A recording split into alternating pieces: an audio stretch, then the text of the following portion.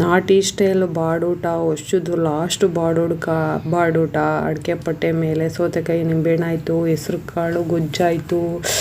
ಆಹಾ ಇವಾಗ ಏನು ಬರುತ್ತಪ್ಪ ನೆಕ್ಸ್ಟು. ಆಹಾ ಕಬಾಬ್ ಬಂತು ನೋಡಿ, ಎಷ್ಟು ಸ್ಪೈಸಿಯಾಗಿ ಕರ್ಫಿ ನಿಸಿದೆ ಗೊತ್ತಾ. ಬಾಡೂಟ ಅದು ನಾಟಿ ಕೋಳಿ ಗೊಜ್ಜು. ಆಹಾ ಇವಾಗ ಮುದ್ದೆ ಬಂತು. ಈಗ ಬ್ಯಾಟಿಂಗ್ ಮಾಡೋಕ್ಕೆ ಶುರು ಮಾಡ್ಕೊಳ್ಳೋಣ. ಸಾಂಬಾರು ಬರಲಿ ಕಣಪ್ಪ.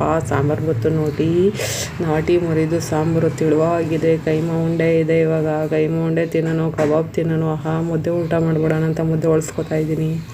ಮಟನ್ ಜೊತೆ ಒಂದು ಈರುಳ್ಳಿ ಹಾಕ್ಕೊಂಡು ತಿಂತಾ ಇದ್ದರೆ ಆಹಾ ಜಲ್ ಸುರಿತಾ ಇತ್ತು ಅವತ್ತು. ಅನ್ನ ಬಂತು, ಅನ್ನ ಬಡಿಸ್ಕೊಂಡೆ. ಆಹಾ ಅನ್ನ ಚರ್ವಿ ಜೊತೆಲಿ ತಿಂತಾ ಇದ್ದರೆ ಹೆಂಗಿದೆ ಗೊತ್ತಾ.